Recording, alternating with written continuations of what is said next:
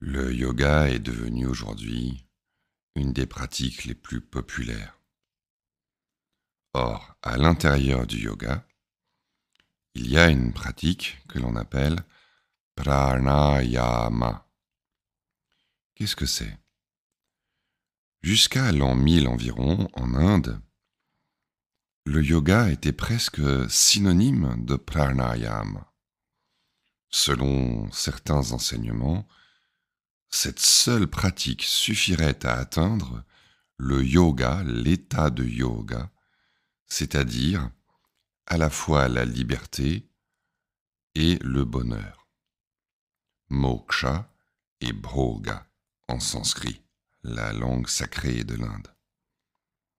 Mais qu'est-ce donc que le pranayama? Les textes en donnent diverses interprétations. Prana, d'abord, désigne à la fois la respiration, l'inspire et l'expire, et l'ensemble des mouvements du corps et l'énergie qui anime ces mouvements. L'ensemble des mouvements du corps, depuis les plus grossiers, physiques, objectifs, comme la respiration, jusqu'aux plus subtils, mentaux, les pensées, les émotions, les sensations.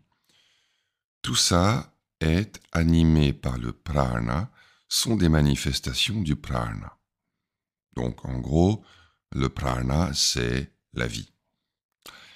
Et ayama, le deuxième mot de pranayama, signifie contrôle, mais aussi affinage, avec cependant l'idée de contrôle qui prédomine. D'ailleurs, un synonyme classique de pranayama dans les textes, dans les enseignements, est pranajaya, la maîtrise du souffle ou la victoire sur le souffle. Mais ayama peut aussi être traduit par suppression, allongement ou encore ralentissement. Ainsi, le pranayama vise à stopper ou ralentir les mouvements du corps. L'esprit n'étant, dans cette perspective, que la part la plus subtile du corps. Or, la respiration est précieuse pour qui veut maîtriser le prana, c'est-à-dire la vie, car la respiration est à la fois volontaire et involontaire. On n'a pas besoin de décider de respirer, mais on peut consciemment intervenir sur la respiration. Donc elle forme un pont entre l'attention consciente, cetana, et les mouvements du corps-esprit que l'on cherche à apaiser. Selon la Chandogya Upanishad, l'un des plus anciens enseignements de l'Inde, la respiration est ce lien fondamental entre le corps et l'esprit. Une belle analogie l'illustre. Tel un oiseau sur le mât d'un navire en pleine mer, qui, après s'être envolé, revient toujours au navire, ainsi l'esprit revient toujours au souffle, à la respiration. C'est son point fixe, son support. On retrouve une image semblable dans les chants attribués au maître bouddhiste Sarara. Concrètement, le pranayama consiste à respirer moins. En allongeant l'inspire, l'expire, ou en insérant des moments de rétention, de suspension ou de blocage de la respiration, le but est de réduire le volume d'air ingéré chaque minute. On utilise pour cela des techniques appelées pranayama, ou encore kumbhaka, littéralement faire le vase. Kumbhaka est souvent traduit par rétention, et la rétention du souffle, le blocage de la respiration, est bien le cœur de la maîtrise du souffle, du pranayama. On distingue 2, 4 ou 8 sortes de rétention selon les textes. Rétention à plein, à vide, après la fin de l'expire, après la fin de l'inspire. Une exception notable est la Kumbhaka Paddhati, un manuel du XVIIIe siècle entièrement consacré aux rétentions et qui en décrit 54. Du point de vue physiologique, que le yoga ignore mais qu'il pressent empiriquement, le pranayama augmente la proportion de dioxyde de carbone, CO2, dans le sang. On entend souvent que le pranayama oxygène le sang ou qu'il nettoie les toxines. Mais en réalité, c'est l'inverse qui se produit. En hyperventilant, c'est-à-dire en inspirant plus que les 4 litres d'air par minute nécessaires à un adulte au repos, l'oxygène s'accumule, certes, dans le sang, mais le CO2 diminue rapidement. Or, cette baisse du CO2 entraîne une réaction appelée effet Bohr, bien connu des physiologistes depuis sa découverte par un médecin danois en 1904. En résumé, quand l'oxygène augmente et que le CO2 chute, le pH sanguin augmente, les tissus deviennent alcalins, les artères se contractent et surtout, les globules rouges retiennent l'oxygène au lieu de le distribuer aux tissus. Résultat, les muscles sont moins oxygénés, tout comme le cerveau. C'est ce qui provoque, lorsqu'on hyperventile, les picotements, le vertige. Non pas un excès d'oxygène, mais une forme de carence.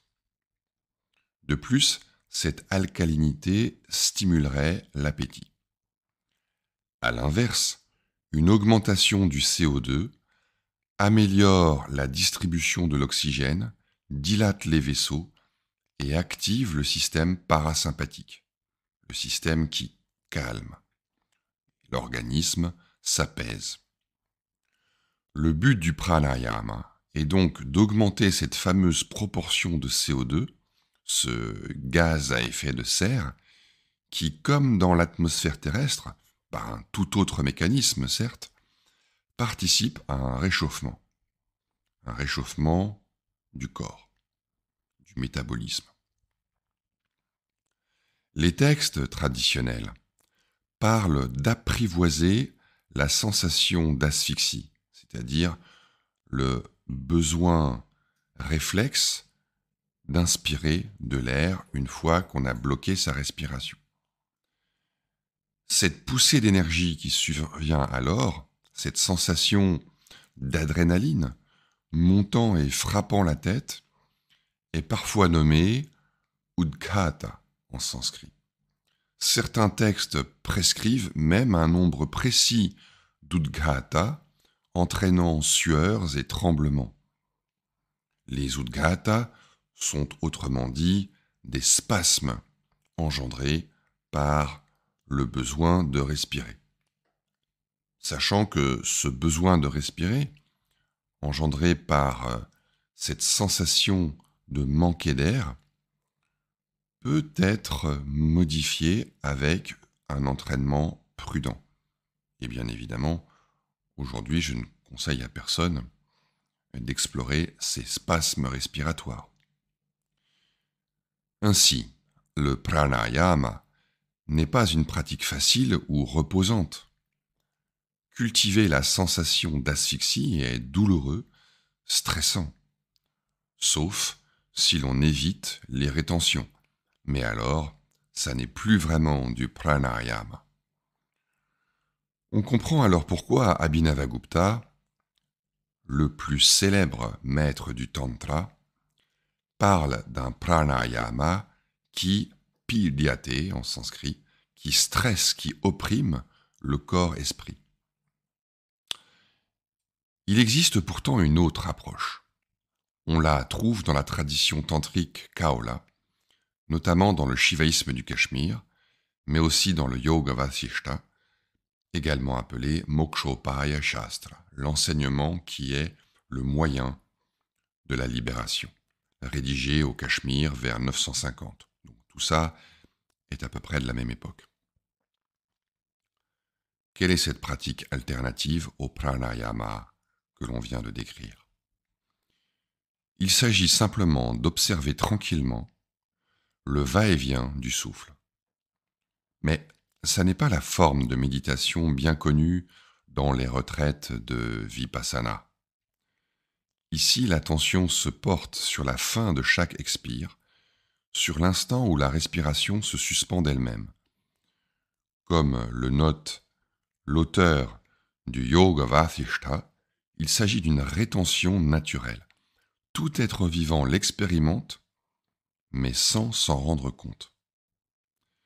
Selon certains calculs bouddhistes, nous passerions ainsi plus de 3 années de notre vie en rétention respiratoire spontanée. Si on additionne tous ces petits moments entre l'expire et l'inspire, tous ces petits moments de rétention, de suspension de la respiration, bref, eh bien, on aboutirait à plus de 3 années. D'où l'idée de méditer ces instants de suspension naturelle, offerts gratuitement par le souffle, sans effort. Comme le dit Vasishta, cité par Shivopadhyaya dans son explication du Vijnana Bhairava Tantra au verset 25, la rétention se manifeste encore et encore, sans interruption, à l'intérieur à la fin de chaque inspire et à l'extérieur à la fin de chaque expire, spontanément. Celui qui comprend cela ne renaît pas dans le samsara douloureux, dans la roue des renaissances, des réincarnations. Qu'il marche, qu'il veille ou qu'il dorme, sa respiration ne s'arrête jamais, car le mouvement du souffle est naturel. Une pratique simple à la portée de chacun. Chaque expire devient alors une invitation au lâcher-prise. Chaque suspension du souffle, une opportunité d'apaisement. Et vient un moment où la pure conscience, la lumière silencieuse de la présence, se révèle d'elle-même. Cette paix glisse dans l'inspire suivant. Ces intervalles de pur espace, semblables au ciel entre 2 nuages, s'allongent peu à peu. C'est une pratique d'une grande profondeur, malgré sa simplicité. Selon le Tantra non-duel et le Yoga Vasishta, c'est une voie complète. Vasishta ajoute « cette essence du soi qui se révèle dans chaque intervalle est la conscience pure, absolue. Quand cette lumière ininterrompue se manifeste, le mal-être cesse.